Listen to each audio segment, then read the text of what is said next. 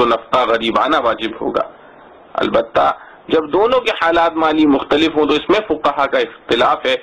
صاحب ہدایہ نے خصاف کے اس قول پر فتویٰ دیا ہے کہ اگر عورت غریب اور مرد مالدار ہو تو اس کا نفقہ درمیانہ حیثیت کا دیا جائے گا کہ غریبوں سے زائد مالداروں سے کم، اور کرخی رحمۃ اللہ علیہ کے نزدیک اعتبار شوہر کے حال کا ہوگا۔ فتح القدیر میں بہت سے فقہا کا فتویٰ اس پر نقل کیا ہے، واللہ اعلم۔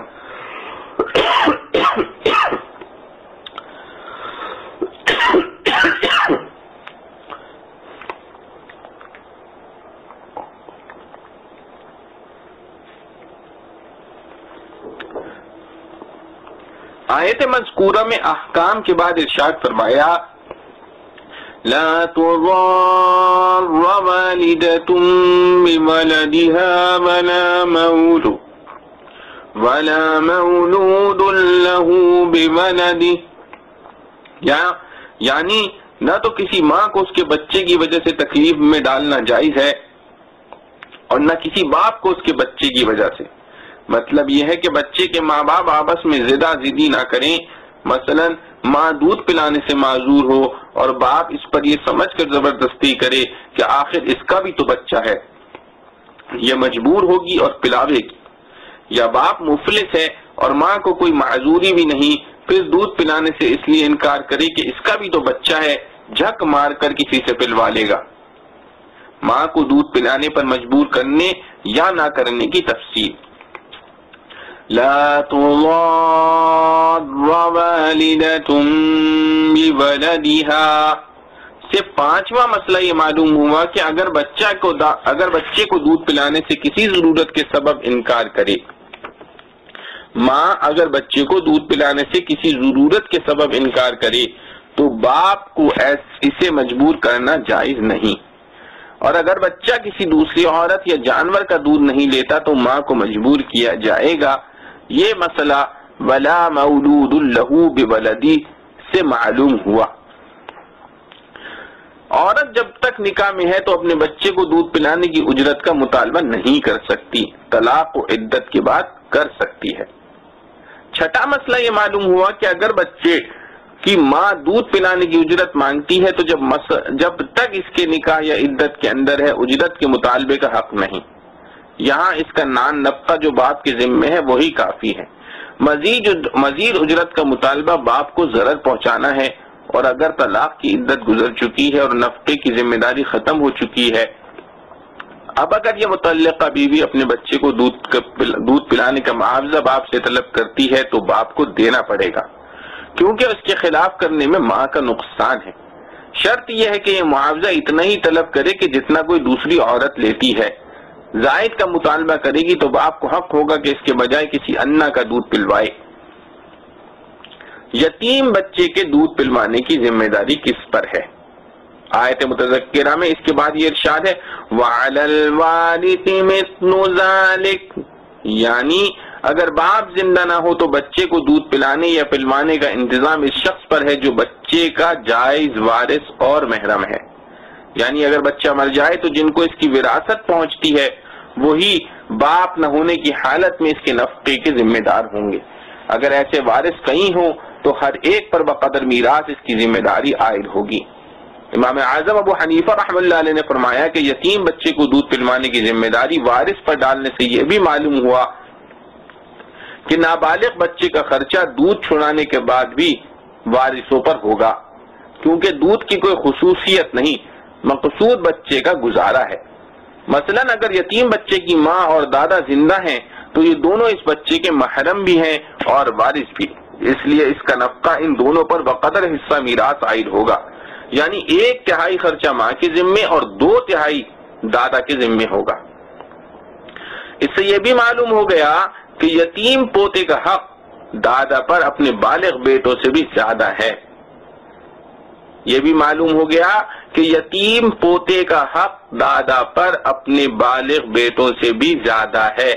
کیونکہ بالغ اولاد کا نفقہ اس کے ذمے نہیں اور یتیم پوتے کا نفقہ اس کے ذمے واجب ہے۔ ہاں میراث میں بیٹوں کے موجود ہوتے ہوئے پوتے کو حقدار بنانا اصول میراث اور انصاف کے خلاف ہے کہ قریب تر اولاد کے ہوتے ہوئے بعید کو دینا معقول بھی نہیں، اور صحیح بخاری کی حدیث لَأَوْلَى رَجُلٍ ذِكْرٍ کے بھی خلاف ہے۔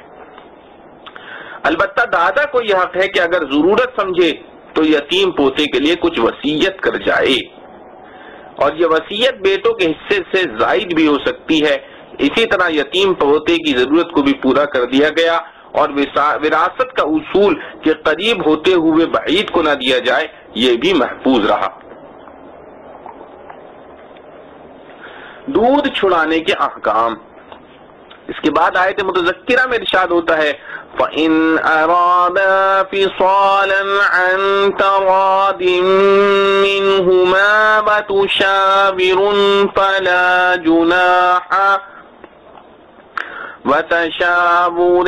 فَلَا جُنَاحَ عَلَيْهِمَا، یعنی اگر بچے کے ماں باپ دونوں آپس کی رضامندی اور باہمی مشورے سے یہ ارادہ کریں کہ شیرخوارگی کی مدت یعنی 2 سال سے کم میں ہی دودھ چھڑا دیں، خواہ ماں کی معذوری کے سبب یا بچے کی کسی بیماری کے سبب، تو اس میں بھی کوئی گناہ نہیں۔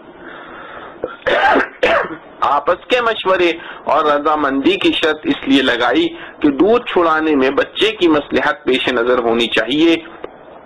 آپس کے لڑائی جھگڑے کا بچے کو تختہ مشق نہ بنائیں۔ ماں کے سوا دوسری عورت کا دودھ پلوانے کے احکام۔ آخر میں ارشاد فرمایا گیا وَإِنْ أَرَدْتُمْ أَن تَسْتَرْضِعُوا أَوْلَادَكُمْ فَلَا جُنَاحَ عَلَيْكُمْ إِذَا سَلَّمْتُمْ مَا آتَيْتُمْ بِالْمَعْرُوفِ، یعنی اگر تم یہ چاہو کہ اپنے بچوں کو کسی مصلحت سے ماں کی بجائے کسی انا کا دودھ پلواؤ تو اس میں بھی کچھ گناہ نہیں، شرط یہ ہے کہ دودھ پلانے والی کو جو اجرت مقرر کی گئی تھی وہ پوری ادا کر دیں، اور اگر اس کو مقررہ اجرت نہ دی گئی تو اس کا گناہ ان کے ذمے رہے گا۔ اس سے معلوم ہوا کہ اگر ماں دودھ پلانے پر راضی ہے لیکن باپ یہ دیکھتا ہے کہ ماں کا دودھ بچے کے لیے مضر ہے تو ایسی حالت میں اس کو حق ہے کہ ماں کو دودھ پلانے سے روک دے اور کسی انا سے پلوائے۔ اس سے ایک بات یہ بھی معلوم ہوئی کہ جس عورت کو دودھ پلانے پر رکھا جائے اس سے معاملہ تنخواہ یا اجرت کا پوری صفائی کے ساتھ طے کر لیا جائے کہ بعد میں جھگڑا نہ پڑے، اور پھر وقت مقررہ پر یہ طے شدہ اجرت اس کو سپرد بھی کر دے، اس میں ٹال مٹول نہ کرے۔ یہ سب احکام نظام بیان کرنے کے بعد پھر قرآن نے اپنے مخصوص انداز اور اسلوب کے ساتھ قانون پر عمل کو آسان کرنے اور ظاہر و غائب ہر حال میں اس کا پابند رکھنے کے لیے اللہ تعالیٰ کے خوف اور اس کے علم محیط کا تصور سامنے کر دیا۔ ارشاد ہوتا ہے وَاتَّقُوا اللَّهَ وَاعْلَمُوا أَنَّ اللَّهَ بِمَا تَعْمَلُونَ بَصِيرٌ، یعنی اللہ تعالیٰ سے ڈرتے رہو اور یہ سمجھ لو کہ اللہ تعالیٰ تمہارے کھلے اور چھپے اور ظاہر و غائب کو پوری طرح دیکھ رہے ہیں، اور وہ تمہارے دلوں کے مخفی ارادوں اور نیتوں سے باخبر ہیں۔ اگر کسی فریق نے دودھ پلانے یا چھڑانے کے مذکورہ احکام کی خلاف ورزی کی یا بچے کی مصلحت کو نظر انداز کر کے اس بارے میں کوئی فیصلہ کیا تو وہ مستحق سزا ہوگا۔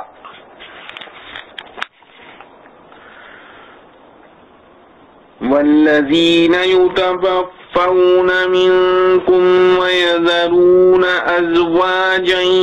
يَتَرَبَّصْنَ بِأَنفُسِهِنَّ 4 أشهر وعشرا فَإِذَا بَلَغْنَ أَجَلَهُنَّ فَلَا جُنَاحَ عَلَيْكُمْ فِيمَا فَعَلْنَ فِي أَنفُسِهِنَّ بِالْمَعْرُوفِ وَاللَّهُ بِمَا تَعْمَلُونَ خَبِيرٌ۔ اور جو لوگ مر جاویں تم میں سے اور چھوڑ جاویں اپنی عورتیں تو چاہیے کہ وہ عورتیں انتظار میں رکھیں اپنے آپ کو 4 مہینے اور 10 دن، پھر جب پورا کر چکیں اپنی عدت کو تو تم پر کچھ گناہ نہیں اس بات میں کہ کریں وہ اپنے حق میں قاعدے کے موافق، اور اللہ کو تمہارے تمام کاموں کی خبر ہے۔ وَلَا جُنَاحَ عَلَيْكُمْ فِيمَا عَرَّضْتُمْ بِهِ مِنْ خِطْبَةِ النِّسَاءِ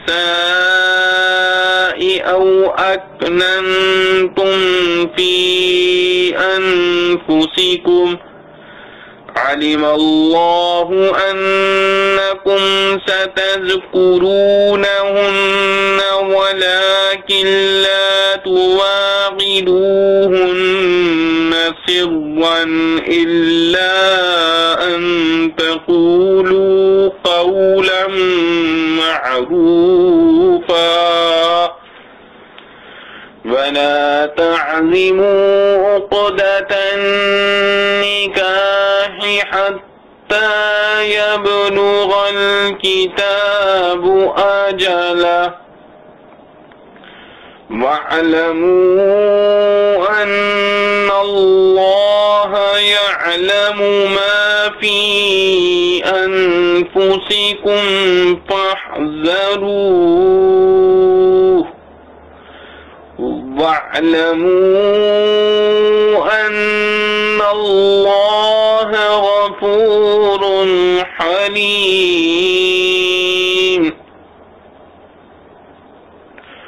اور کچھ گناہ نہیں اس پر اور کچھ گناہ نہیں تم پر اس میں کہ اشارے میں کہو پیغام نکاح ان عورتوں کا، یا پوشیدہ رکھو اپنے دل میں۔ اللہ کو معلوم ہے کہ تم البتہ ان عورتوں کا ذکر کرو گے، لیکن ان سے نکاح کا وعدہ نہ کر رکھو چھپ کر، مگر یہی کہ کہہ دو کوئی بات رواج شریعت کے موافق، اور نہ ارادہ کرو نکاح کا یہاں تک کہ پہنچ جاویں عدت مقررہ اپنی انتہا کو، اور جان رکھو کہ اللہ کو معلوم ہے جو کچھ تمہارے دل میں ہے، سو اس سے ڈرتے رہو، اور جان رکھو کہ اللہ بخشنے والا اور تحمل کرنے والا ہے۔ خلاصہ تفسیر، حکم نمبر 31 شوہر کی وفات ہونے کی صورت میں عدت کا بیان۔ والذین یتوفون منکم الی قولہ واللہ بما تعملون خبیر، اور جو لوگ تم میں وفات پا جاتے ہیں اور بیویاں چھوڑ جاتے ہیں، وہ بیویاں اپنے آپ کو نکاح وغیرہ سے روکے رکھیں 4 مہینے اور 10 دن، پھر جب اپنی عدت کی میعاد ختم کر لیں تو تم کو بھی کچھ گناہ نہ ہوگا ایسی بات کے جائز رکھنے میں کہ وہ عورتیں اپنی ذات کے لیے کچھ کارروائی نکاح کی کریں قاعدے کے موافق۔ البتہ اگر کوئی بات خلاف قاعدہ شرع کے کریں اور تم باوجود روک سکنے کے نہ روکو تو تم بھی شریک گناہ ہوگے، اور اللہ تعالی تمہارے تمام افعال کی خبر رکھتے ہیں۔ حکم نمبر 32 عدت میں نکاح کا پیغام دینا، اور تم پر کوئی گناہ نہیں ہوگا جو ان مذکورہ عورتوں کو جو عدت وفات میں ہیں پیغام نکاح دینے کے بارے میں کوئی بات اشارتاً کہہ دو، مثلا یہ کہ مجھ کو ایک نیک عورت سے نکاح کی ضرورت ہے، یا اپنے دل میں آئندہ نکاح کرنے کا ارادے کو پوشیدہ رکھو، جب بھی گناہ نہیں، اور وجہ اس اجازت کی یہ ہے کہ اللہ تعالیٰ کو یہ بات معلوم ہے کہ تم ان عورتوں کا ضرور ذکر مذکور کرو گے، سو خیر ذکر مذکور کرو، لیکن ان سے صاف لفظوں میں نکاح کا وعدہ اور گفتگو مت کرو، مگر یہ کہ کوئی بات قاعدے کے موافق کہو تو مذائقہ نہیں، اور وہ بات قاعدے کے موافق یہی ہے کہ اشارتاً کہو، اور تم تعلق نکاح فی الحال کا ارادہ بھی مت کرو یہاں تک کہ عدت اپنے مقررہ وقت پر ختم ہو جائے، اور یقین رکھو اس کا کہ اللہ تعالیٰ کو اطلاع ہے تمہارے دلوں کی بات کی، سو اللہ تعالیٰ سے ڈرتے رہا کرو، اور ناجائز امر کا دل میں ارادہ بھی مت کیا کرو، اور یہ بھی یقین رکھو کہ اللہ تعالیٰ معاف بھی کرنے والے ہیں اور حلیم بھی ہیں۔ معارف و مسائل، عدت کے بعد احکام۔ نمبر 1، جس کا خاوند مر جائے اس کو عدت کے اندر خوشبو لگانا، سنگھار کرنا، سرما اور تیل بلا ضرورت دوا لگانا، مہندی لگانا، رنگین کپڑے پہننا درست نہیں، اور سری گفتگو نکاح ثانی بھی درست نہیں، جیسا اگلی آیت میں آتا ہے، اور رات کو دوسرے گھر میں رہنا بھی درست نہیں۔ ترجمے میں نکاح کے ساتھ جو وغیرہ کہا گیا ہے اس سے یہی امور مراد ہے، اور یہی حکم ہے اس عورت کا جس پر طلاق بائن واقع ہوئی، یعنی جس میں رجعت درست نہیں، مگر اس کو اپنے گھر سے دن کو بھی بدون سخت مجبوری کے نکلنا درست نہیں۔ نمبر 2، اگر چاند رات کو خاوند کی وفات ہوئی تب تو یہ مہینے خواہ 30 کے ہوں خواہ 29 کے ہوں چاند کے حساب سے پورے کیے جاویں گے، اور اگر چاند رات کے بعد وفات ہوئی ہے تو یہ سب مہینے 30 دن کے حساب سے پورے کیے جاویں گے، پس کل 130 دن پورے کریں گے۔ اس مسئلے سے بہت سے لوگ غافل ہیں، اور جس وقت وفات ہوئی ہو جب یہ مدت گزر کر وہی وقت آوے گا عدت ختم ہو جاوے گی۔ اور یہ جو فرمایا کہ اگر عورتیں قاعدے کے موافق کچھ کریں تو تم کو بھی گناہ نہ ہوگا، اس سے معلوم ہوا کہ اگر کوئی شخص کوئی کام خلاف شرع کرے تو اوروں پر بھی واجب ہوتا ہے کہ بشرط قدرت اس کو روکیں، ورنہ یہ لوگ بھی گناہ گار ہوتے ہیں۔ اور قاعدے کے موافق سے مراد ہے کہ جو نکاح تجویز ہو وہ شرعاً اور صحیح اور جائز ہو، تمام شرائط حلت کی وہاں جمع ہو۔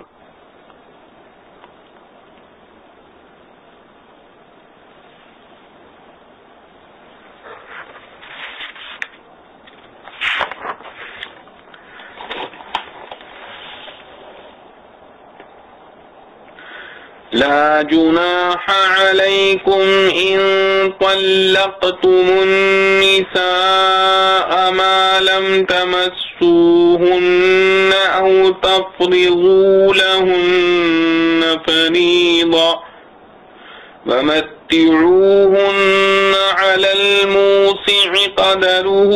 وعلى المقتر قدره متاعا بالمعروف حقا على المحسنين وإن طلقتموهن من قبل أن تمسوهن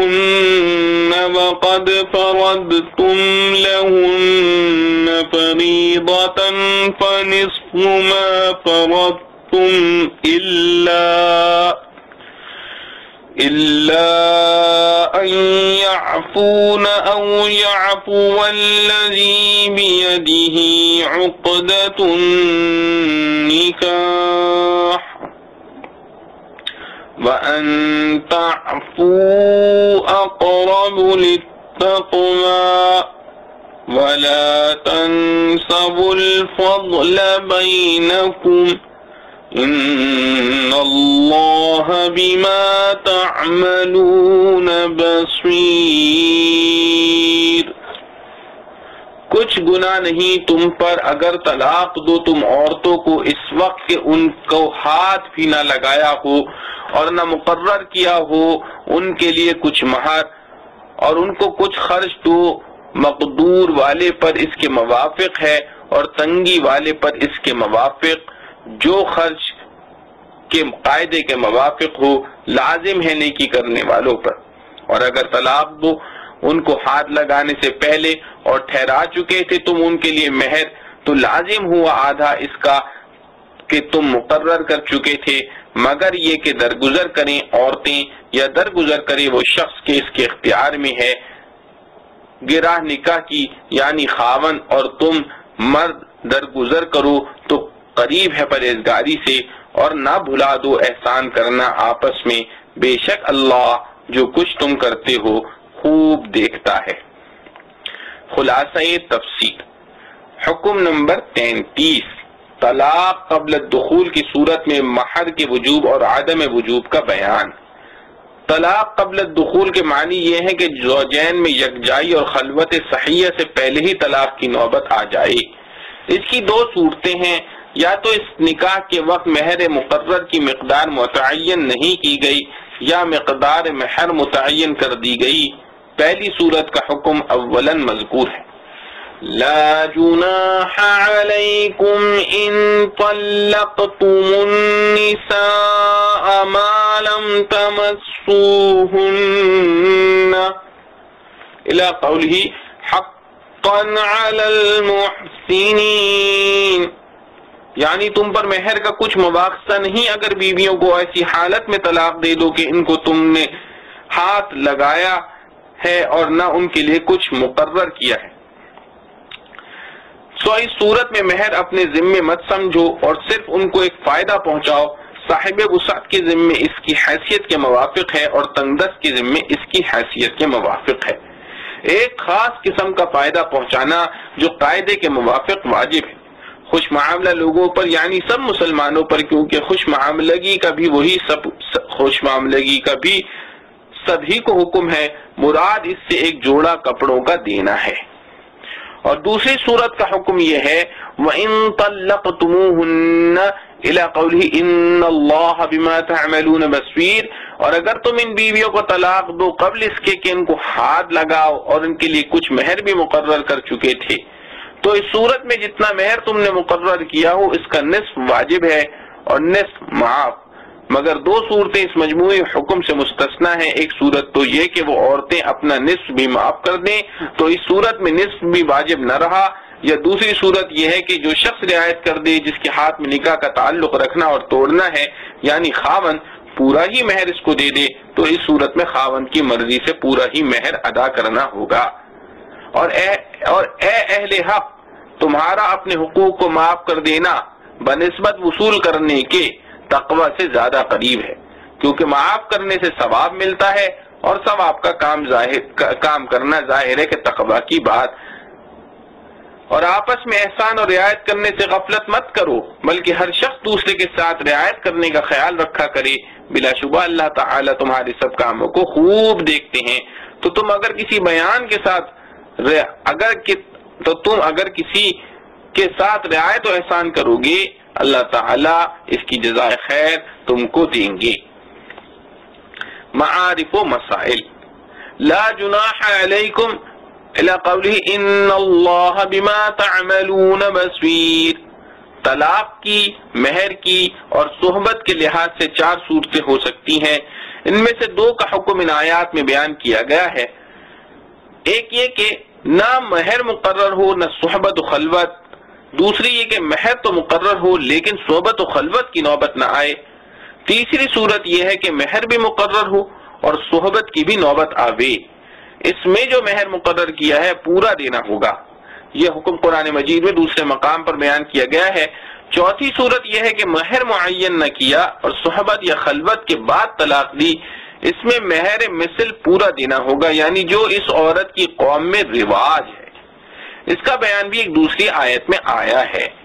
مذکور آیت میں پہلی 2 قسموں کا حکم بیان کیا گیا ہے، اس میں سے پہلی صورت کا حکم یہ ہے کہ مہر کچھ واجب نہیں مگر زوج پر واجب ہے کہ اپنے پاس سے عورت کو کچھ دے دے، کم از کم یہی کہ ایک جوڑا کپڑے کا دے دے۔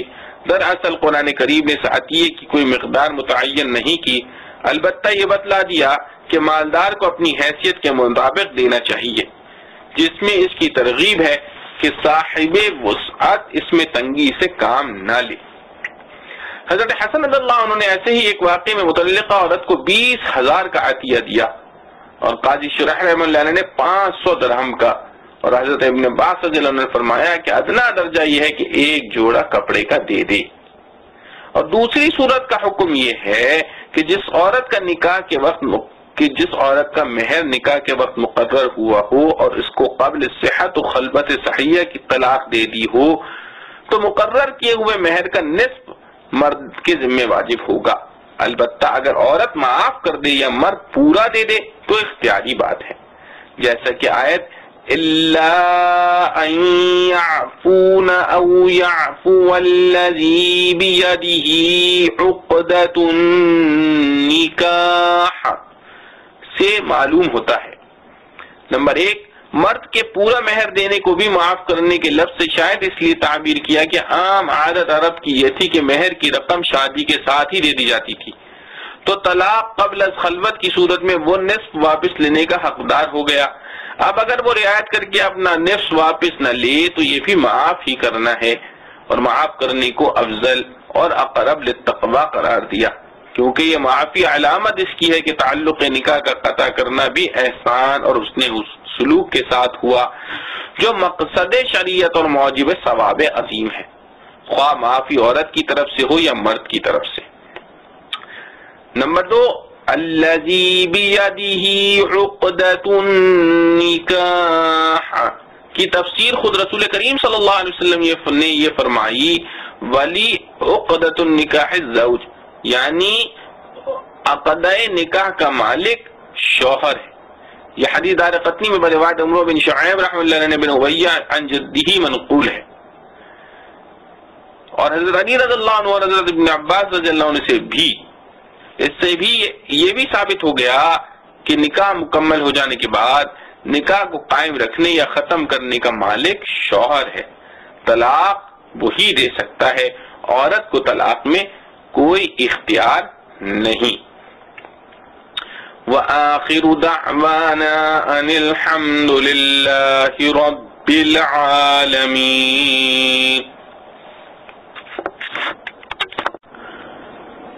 اعوذ باللہ من الشیطان الرجیم، بسم اللہ الرحمن الرحیم۔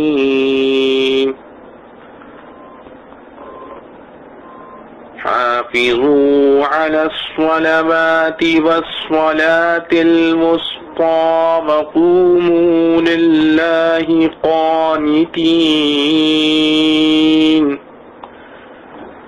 فإن خفتم فرجالا أو ركبانا، فإذا أمنتم فاذكروا الله كما علمكم ما لم تكونوا تعلمون۔ خبردار رہو سب نمازوں سے اور بیچ والی نماز سے، اور کھڑے رہو اللہ کے ادب سے، پھر اگر تم کو ڈر ہو کسی کا تو پیادہ پڑھ لو یا سوار، پھر جس وقت تم امن پاؤ تو یاد کرو اللہ کو جس طرح کہ تم کو سکھایا ہے جس کو تم نہ جانتے تھے۔ خلاصہ تفسیر، حکم نمبر 34، نمازوں کی حفاظت کا بیان۔ اس سے آگے پیچھے طلاق وغیرہ کے احکام ہیں، درمیان میں نماز کے احکام بیان فرمانا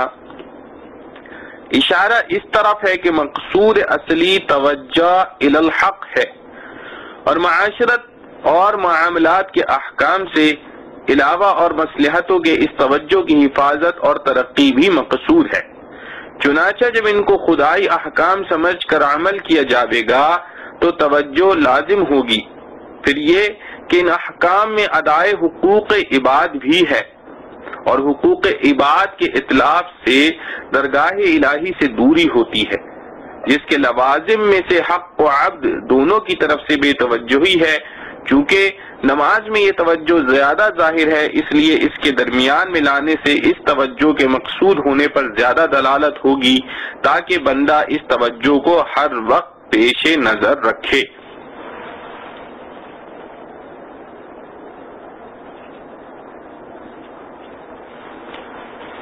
حافظوا على الصلوات والصلاة الوسطى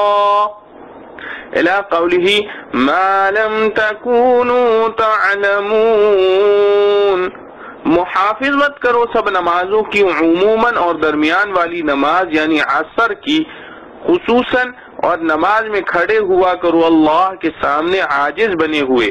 پھر اگر تم کو باقاعدہ نماز پڑھنے میں کسی دشمن وغیرہ کا اندیشہ ہو تو کھڑے کھڑے یا سواری پر چڑھے چڑھے جس طرح بن سکے،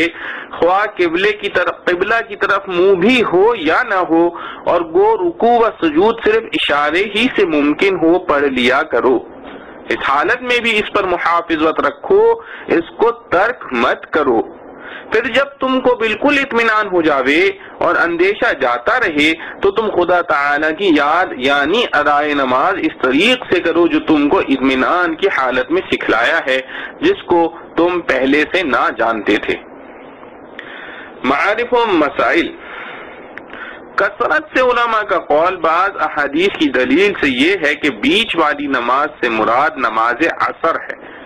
کیونکہ اس کے ایک طرف دو نمازیں دن کی ہیں فجر اور ظہر، اور ایک طرف دو نمازیں رات کی ہیں مغرب اور عشاء۔ اس کی تاکید خصوصیت کے ساتھ اس لیے کی گئی کہ اکثر لوگوں کو یہ وقت کام کی مصروفیت کا ہوتا ہے، اور عاجزی کی تفسیر حدیث میں سکوت کے ساتھ آئی ہے۔ اسی آیت سے نماز میں باتیں کرنے کی ممانعت ہوئی ہے۔ پہلے کلام کرنا درست تھا، اور یہ نماز کھڑے کھڑے اشارے سے جب صحیح ہوگی جب ایک جگہ کھڑا ہو سکے اور اس میں سجدے کا اشارہ ذرا زیادہ پست کرے، اور چلنے سے نماز نہیں ہوگی۔ البتہ جب ایسا ممکن نہ ہو، مثلا عین لڑائی کا وقت ہے، تو نماز کو قضا کر دیا جاوے گا، دوسرے وقت پڑھ لیں۔ بیان القرآن۔ والذین یتوفون منکم ویذرون ازواجا وصیة لازواجهم متاعا الی الحول غیر اخراج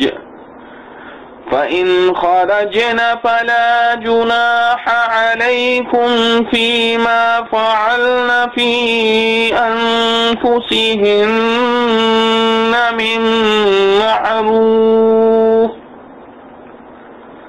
والله عزيز حكيم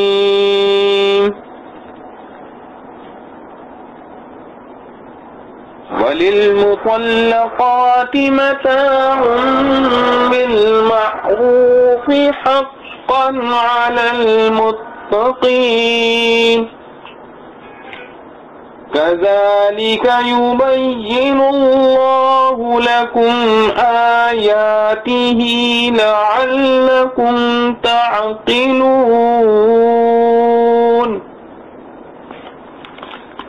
اور جو لوگ تم میں سے مر جاویں اور چھوڑ جاویں اپنی عورتیں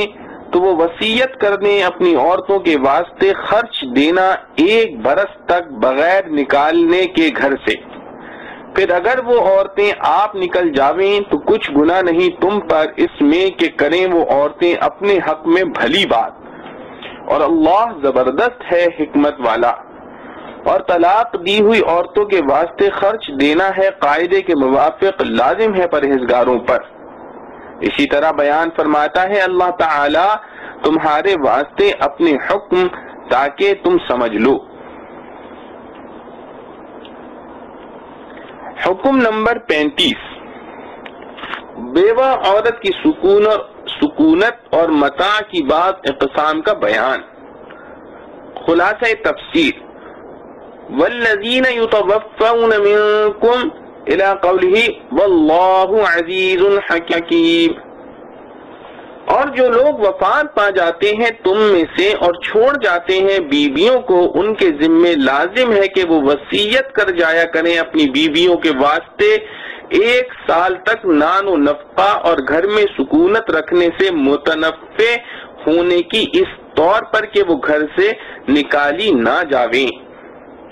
ہاں اگر 4 مہینے 10 دن کے بعد یا وضع حمل کے بعد عدت گزار کر خود نکل جاویں تو تم کو کوئی گناہ نہیں۔ اس قاعدے کی بات میں جس کو اپنے بارے میں تجویز کریں جیسے نکاح وغیرہ اور اللہ تعالی زبردست ہیں ان کے خلاف حکم مت کرو اور حکمت والے ہیں کہ تمام احکام میں تمہاری مصلحتیں ملحوظ رکھی ہیں، وہ تمہاری فہم میں نہ آ سکیں۔ وَلِلْمُطَلَّقَاتِ مَتَاعٌ بِالْمَعْرُوفِ إِلَى قَوْلِهِ لَعَلَّكُمْ تَعْقِلُونَ۔ اور سب طلاق دی ہوئی عورتوں کے لیے کچھ کچھ فائدہ پہنچانا کسی درجے میں مقرر ہے قاعدے کے موافق، اور یہ مقرر ہوا ہے ان پر جو شرک و کفر سے پرہیز کرتے ہیں، یعنی مسلمانوں پر، خواہ یہ مقرر ہونا وجوب کے درجے میں ہو یا استحباب کے مرتبے میں۔ اسی طرح حق تعالیٰ تمہارے عمل کرنے کے لیے اپنے احکام بیان فرماتے ہیں اس توقع پر کہ تم ان کو سمجھو اور عمل کرو۔ معارف و مسائل۔ نمبر 1، والذین یتوفون منکم الی قولہ واللہ عزیز حکیم۔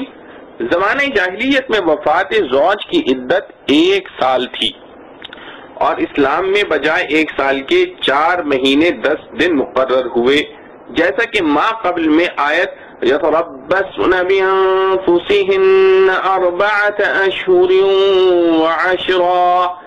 سے معلوم ہو چکا ہے، مگر اس میں عورت کی اتنی رعایت رکھی گئی تھی کہ چونکہ اس وقت تک میراث کا حکم نازل نہ ہوا تھا اور بیوی کا کوئی حصہ میراث میں مقرر نہ ہوا تھا، بلکہ اوروں کے حق کا مدار محض مردے کی وصیت پر تھا، جیسا کہ آیت کتب علیکم اذا حضر کی تفسیر میں معلوم ہو چکا ہے۔ اس لیے یہ حکم ہو گیا تھا کہ اگر عورت اپنی مصلحت سے خاوند کے ترکے کے گھر میں رہنا چاہے تو سال بھر تک اس کو رہنے کا حق حاصل ہے، اور اسی کے طریقے سے اس مدت میں اس کو نان نفقہ بھی دیا جاوے۔ اس آیت میں اسی کا بیان ہے، اور خاوندوں کو حکم ہے کہ اس طرح کی وصیت کر جایا کریں، اور چونکہ یہ حق عورت کا تھا اس کو اس کے وصول کرنے نہ کرنے کا اختیار حاصل تھا، اس لیے وارثوں کو تو گھر سے نکالنا جائز نہ تھا، لیکن خود اس کو جائز تھا کہ خود اس کے گھر نہ رہے اور اپنا حق ورثے کو چھوڑ دے، بشرط یہ کہ عدت پوری ہو چکے اور نکاح وغیرہ سب درست تھا، اور یہی مراد قاعدے کی بات سے۔ البتہ عدت کے اندر نکلنا اور نکاح کرنا وغیرہ سب گناہ تھا، عورت کے لیے بھی، اور جو منع کر سکے اور نہ رکے اس کے لیے بھی۔ پھر جب آیت میراث کی نازل ہوئی، گھر بار سب ترکے میں سے عورت کا حق مل گیا، سو اپنے حصے میں رہے اور اپنے حصے سے خرچ کرے، یہ آیت منسوخ ہو گئی۔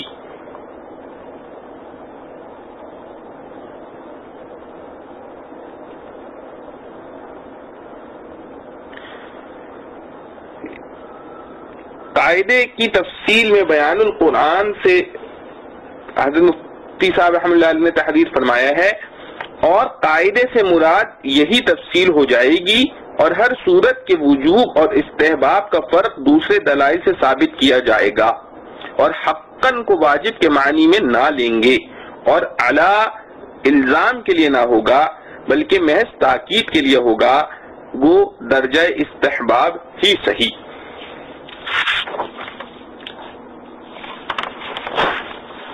نمبر 2، وَلِلْمُطَلَّقَاتِ مَتَاعٌ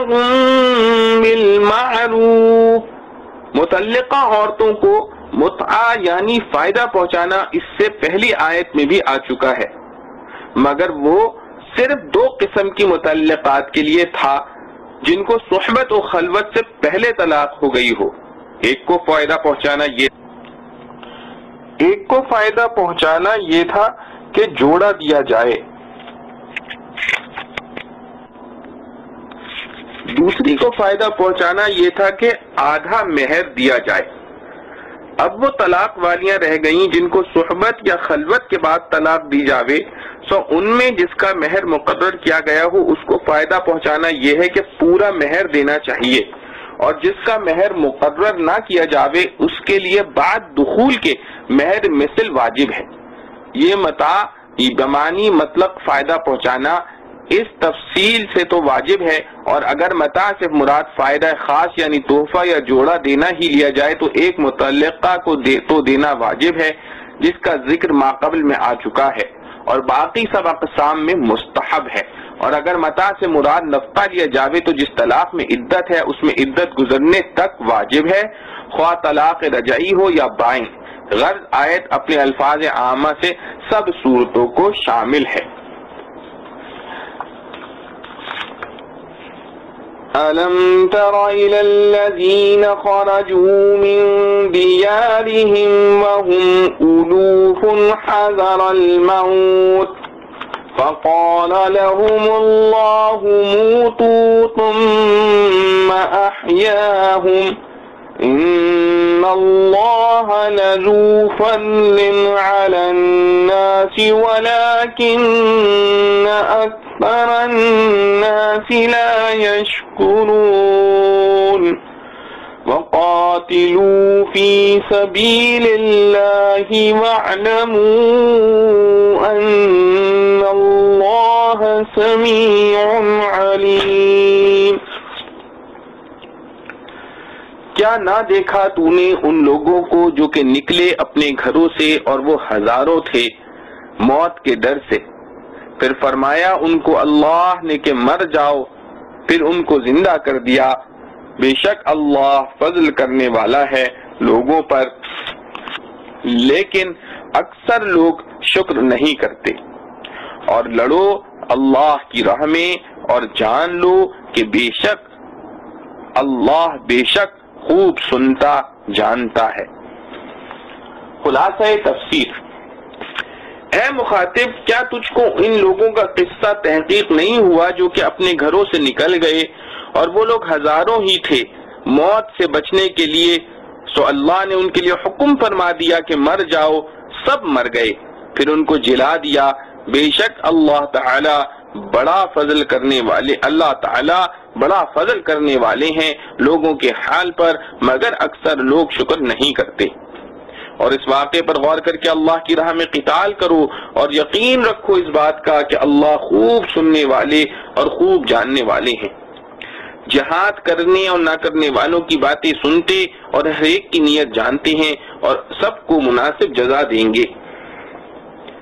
یہ تین آیتیں جو اوپر مذکور ہوئی ہیں ان میں ایک عجیب بدیع انداز میں اللہ تعالیٰ کی راہ میں جان و مال کی قربانی پیش کرنے کی ہدایت ہے کہ ان احکام کے بیان کرنے سے پہلے تاریخ کا ایک اہم واقعہ ذکر کیا گیا ہے جس سے واضح ہو جاتا ہے کہ موت و حیات تقدیر الہی کے تابع ہے۔ جنگ و جہاد میں جانا موت کا سبب نہیں اور بزدلی سے جان چرانا موت سے بچنے کا ذریعہ نہیں۔ تفسیر ابن کثیر میں سلف صحابہ رضوان اللہ علیہ مجمعین اور تابعین رحم اللہ علیہما کے حوالے سے اس واقعے کی تشریح یہ بیان کی ہے کہ بنی اسرائیل کی کوئی جماعت ایک شہر میں بستی تھی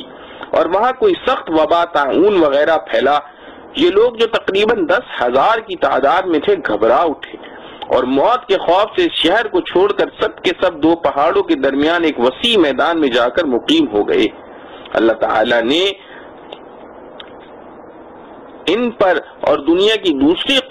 قوموں پر یہ واضح کرنے کے لیے کہ موت سے کوئی شخص بھاگ کر جان نہیں چھڑا سکتا، دو فرشتے بھیج دیے جو میدان کے دونوں سروں پر آ کھڑے ہوئے اور کوئی ایسی آواز دی جس سے سب کے سب بیک وقت مرے ہوئے رہ گئے، ایک بھی زندہ نہ رہا۔ آس پاس کے لوگوں کو جب اس واقعے کی اطلاع ہوئی یہاں پہنچے 10,000 انسانوں کے کفن و دفن کا انتظام آسان نہ تھا، اس لیے ان کے گرد ایک احاطہ کھینچ کر خطیرہ جیسا بنا دیا۔ ان کی لاشیں حسب دستور گل سڑ گئیں، ہڈیاں پڑی رہ گئیں۔ ایک زمانہ دراز کے بعد بنی اسرائیل کے ایک پیغمبر جن کا نام حزقیل علیہ السلام بتلایا گیا ہے اس مقام پر گزرے۔ اس خطیرہ میں جگہ جگہ انسانی ہڈیوں کے ڈھانچے بکھرے ہوئے دیکھ کر حیرت میں رہ گئے۔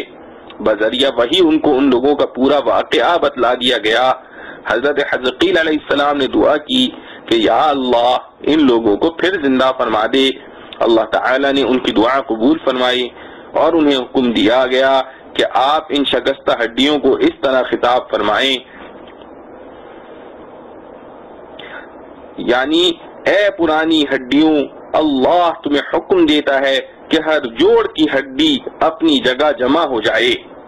پیغمبر کی زبان سے خدا تعالیٰ کا حکم ان ہڈیوں نے سنا اور حکم کی تعمیل کی۔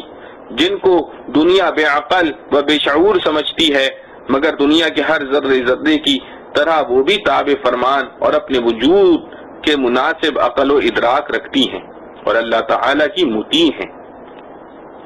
قرآن کریم نے یہ آیت اعطى كل شيء خلقه ثم هدى میں اس کی طرف اشارہ فرمایا ہے، یعنی اللہ تعالیٰ نے ہر چیز کو پیدا فرمایا، پھر اس کو اس کے مناسب حال ہدایت فرمائی۔ مولانا رومی رحمۃ اللہ علیہ نے ایسے ہی امور کے متعلق فرمایا ہے، خاک و باد و آب و آتش بندہ اند، با امن و تو مردہ بحق زندہ اند۔ بہرحال ایک آواز پر انسان کی ہڈیاں اپنی اپنی جگہ لگ گئیں، پھر حکم ہوا کہ اب ان کو یہ آواز دو،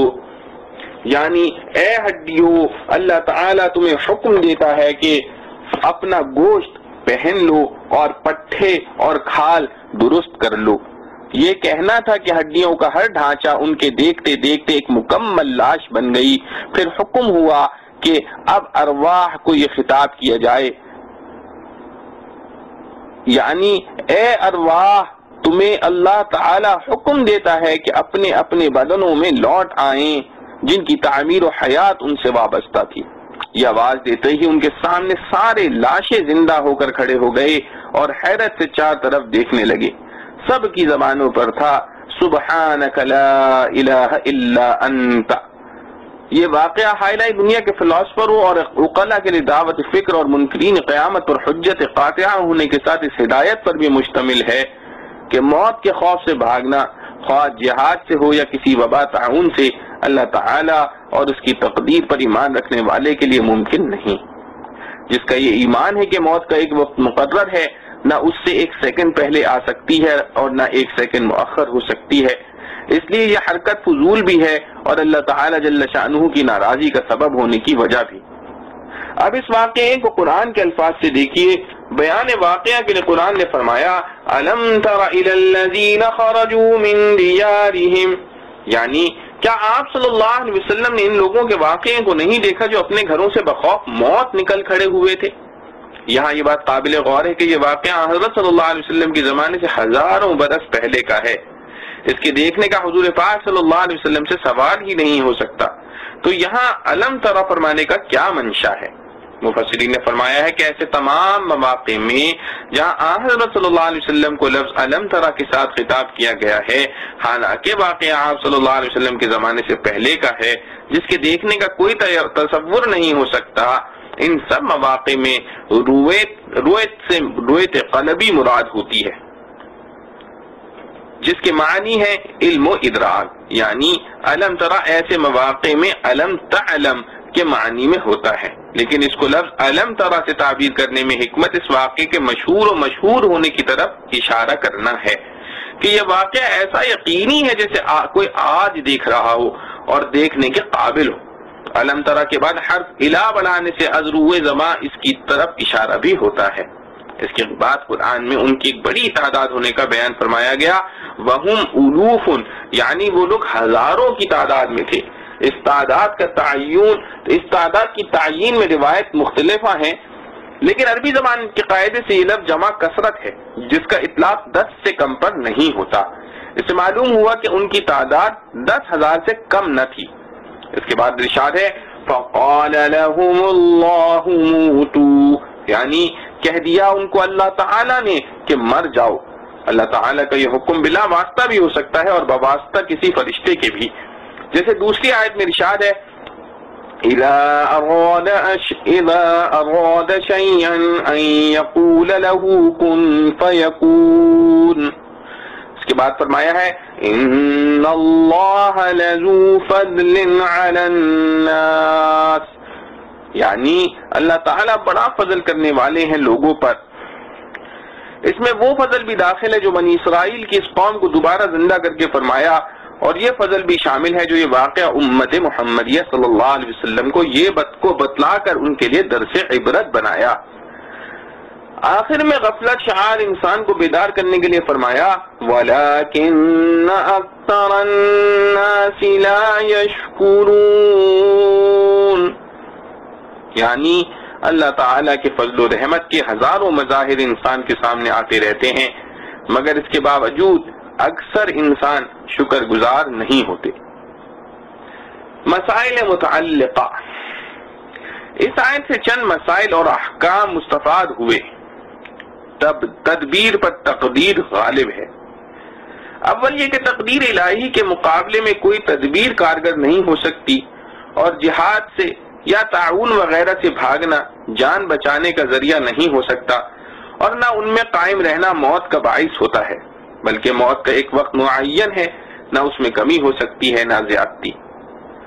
جس بستی میں کوئی وبا تعاون وغیرہ ہو، اس میں جانا یا وہاں سے بھاگ کر کہیں اور جانا دونوں ناجائز ہیں۔ دوسرا مسئلہ یہ ہے کہ جس شہر میں کوئی وبائی مرض تعاون وغیرہ پھیل جائے، وہاں سے بھاگ کر دوسری جگہ جانا جائز نہیں۔ رسول کریم صلی اللہ علیہ وسلم کے ارشاد میں اس پر اتنا اور اضافہ ہے کہ دوسرے لوگوں کو وہاں جانا بھی درست نہیں۔ حدیث میں ہے، یعنی اس بیماری تعاون کے ذریعے اللہ تعالیٰ نے تم سے پہلی قوموں پر عذاب نازل فرمایا ہے، جب تم یہ سنو کہ کسی شہر میں تعاون وغیرہ وبائی مرض پھیل رہا ہے تو وہاں نہ جاؤ، اور اگر کسی بستی میں یہ مرض پھیل جائے اور تم وہاں موجود ہو تو وہاں سے بھاگ کر نہ نکلو۔ تفسیر قرطبی میں ہے کہ حضرت فاروق اعظم رضی اللہ عنہ نے ایک مرتبہ ملک شام کے قصد سے سفر کیا۔ سرحد شام پر تبوک کے قریب ایک مقام سرغ ہے، وہاں پہنچ کر معلوم ہوا کہ ملک شام میں سخت تعاون پھیلا ہوا ہے۔ یہ تعاون ملک شام کی تاریخ میں ایک عظیم سانحہ تھا۔ یہ تعاون امواس کے نام سے مشہور ہے، کیونکہ اول یہ تعاون ایک بستی امواس نامی شروع ہوا جو بیت المقدس کے قریب ہے، پھر سارے ملک میں پھیل گیا۔ ہزارہ انسان جس میں بہت سے صحابہ رضی اللہ عنہم اجمعین و تابعین رحم اللہ علیہما بھی تھے، اس تعاون میں شہید ہوئے۔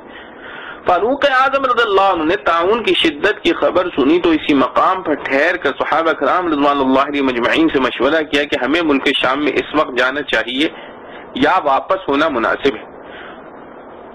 اس وقت جتنے حضرات مشورے میں شریک تھے ان میں کوئی ایسا نہ تھا جس نے رسول اللہ صلی اللہ علیہ وسلم سے اس کے متعلق کوئی حکم سنا ہو۔ بعد میں حضرت عبد الرحمن بن عوف رضی اللہ عنہ نے اطلاع دی کہ رسول اللہ صلی اللہ علیہ وسلم کا ارشاد اس معاملے کے متعلق یہ ہے۔ رسول اللہ صلی اللہ علیہ وسلم نے تعاونی گلٹی کے درد کا ذکر کیا تو فرمایا کہ یہ ایک عذاب ہے جس سے بعض امتوں کو عذاب دیا گیا تھا، پھر اس کا کچھ بقیہ رہ گیا،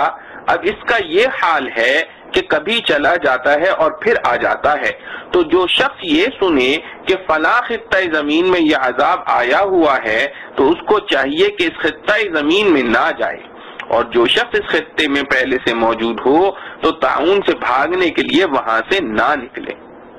حضرت فاروق اعظم رضی اللہ عنہ نے جب یہ حدیث سنی تو رفقا کو واپسی کا حکم دے دیا۔ حضرت ابو عبیدہ رضی اللہ عنہ ملک شام کے عامل و امیر گورنر بھی اس مجلس میں موجود تھے۔ فاروق اعظم رضی اللہ عنہ کا یہ حکم سن کر فرمانے لگے، یعنی کیا آپ اللہ تعالی کی تقدیر سے بھاگنا چاہتے ہیں؟ فاروق اعظم رضی اللہ عنہ نے جواب میں فرمایا، ابو عبیدہ کاش یہ بات کوئی اور کہتا، یعنی تمہاری زبان سے ایسی بات قابل تعجب ہے۔ پھر فرمایا، بے شک ہم اللہ کی تقدیر سے اللہ ہی کی تقدیر کی طرف بھاگتے ہیں، بے شک ہم اللہ کی تقدیر سے اللہ ہی کی تقدیر کی طرف بھاگتے ہیں۔ مطلب یہ تھا کہ ہم جو کچھ کر رہے ہیں وہ اللہ ہی کے حکم کے مطابق کر رہے ہیں، جس کو رسول اللہ صلی اللہ تعالی علیہ وآلہ وسلم نے بیان فرمایا ہے۔ دربار تعاون ارشاد نبوی صلی اللہ علیہ وسلم کی حکمتیں۔ رسول کریم صلی اللہ علیہ وسلم کے ارشاد مذکور سے معلوم ہوا کہ جس شہر یا بستی میں تعاون وغیرہ امراض وبائی پھیلے ہوئے ہوں، باہر والوں کو وہاں جانا ممنوع ہے، اور وہاں کے رہنے والوں کو اس جگہ سے بخوف موت بھاگنا ممنوع ہے۔ اور اس کے ساتھ اسلام کا بنیادی عقیدہ یہ ہے کہ نہ کسی جگہ جانا موت کا سبب ہے، نہ کہیں سے بھاگنا نجات کا سبب۔ اس اہم عقیدے کے ہوتے ہوئے حکم مذکور بڑی دور رس حکمتوں پر مبنی ہے۔ باہر والوں کو وہاں جانے سے روکنے کی ایک حکمت تو یہ ہے کہ ممکن ہے وہاں پہنچ کر کسی کی عمر ختم ہو چکی ہو اور اس مرض میں مبتلا ہو کر انتقال ہو گیا، تو مرنے والے کو کبھی یہ گمان ہوگا کہ اگر میں یہاں نہ آتا تو زندہ رہتا، اور دوسروں کو بھی یہ خیال ہوگا کہ یہاں آنے سے اس کی موت واقع ہوئی، حالانکہ جو کچھ ہوا وہ پہلے سے لکھا ہوا تھا، اس کی عمر اتنی ہی تھی، کہیں بھی رہتا اس وقت اس کی موت لازمی تھی۔ اس حکم میں مسلمانوں کے عقیدے کو تذبذب سے بچایا گیا کہ وہ غلط فہمی کا شکار نہ ہوں۔ دوسری حکمت یہ بھی ہے کہ حق تعالی جل شانہ نے انسان کو یہ ہدایت دی ہے کہ جس جگہ تکلیف پہنچنے کا خطرہ ہو، یہاں جہاں ہلاکت کا اندیشہ ہو وہاں نہ جائے، بلکہ مقدور بھر ایسی چیزوں سے بچنے کی فکر کرے جو اس کے لیے مضر یا ہلاکت کا سبب بن سکتی ہیں۔ اور اپنی جان کی حفاظت ہر انسان کے ذمے پر واجب قرار دی ہے۔ اس قاعدے کا مقتضا یہی ہے کہ تقدیر الہی پر ایمان کامل رکھتے ہوئے احتیاطی تدبیروں میں کمی نہ کرے، اور ایک تدبیر یہ بھی ہے کہ ایسی جگہ نہ جائے جہاں جان کا خطرہ ہو۔ اسی طرح اس بستی کے رہنے والوں کو بخوف موت وہاں سے بھاگنے کی ممانعت بھی بہت سی حکمتیں ہیں۔ ایک حکمت تو اجتماعی اور عوامی ہے کہ اگر یہ بھاگنے کا سلسلہ چلا تو امیر اور پیسے والے اور قدرت و طاقت والے آدمی تو بھاگ جائیں گے، مگر بستی میں ایسے ضعفاء مرد و عورت کا بھی عادتاً ہونا لازمی ہے جو کہیں جانے پر قدرت نہیں رکھتے۔ ان کا حشر کیا ہوگا؟ اول تو وہ تنہا ہو کر ہیبت ہی سے مرنے لگیں گے، پھر ان میں جو بیمار ہیں ان کی خبر گیری کون کرے گا؟ مر جائیں گے تو دفن کفن کا انتظام کیسے ہوگا؟ دوسری حکمت یہ ہے کہ جو لوگ اس جگہ موجود ہیں بعید نہیں کہ ان میں اس مرض کے جراثیم اثر کر چکے ہوں، ایسی حالت میں وہ سفر کریں گے تو اور زیادہ مصیبتوں اور مشقتوں کے شکار ہوں گے۔ سفر کی حالت میں بیمار ہوئے تو ظاہر ہے کہ ان پر کیا گزرے گی۔ ابن المدینی نے علماء کا یہ قول نقل کیا ہے کہ جو شخص وبا سے بھاگتا ہے وہ کبھی سالم نہیں رہتا۔ تیسری حکمت یہ بھی ہے کہ اگر ان میں مرض کے جراثیم سرایت کر چکے ہیں تو یہ مختلف بستیوں میں پہنچیں گے تو وہاں بھی وبائی جراثیم پھیلیں گے، اور اگر اپنی جگہ صبر و توکل کے ساتھ ٹھہرے رہے تو بہت ممکن ہے کہ مرض سے نجات حاصل ہو جائے،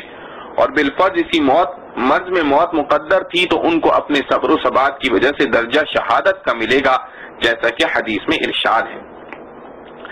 امام بخاری علیہ الرحمہ نے یحییٰ بن عمر رضی اللہ عنہ کی روایت سے نقل کیا ہے کہ حضرت عائشہ صدیقہ رضی اللہ عنہا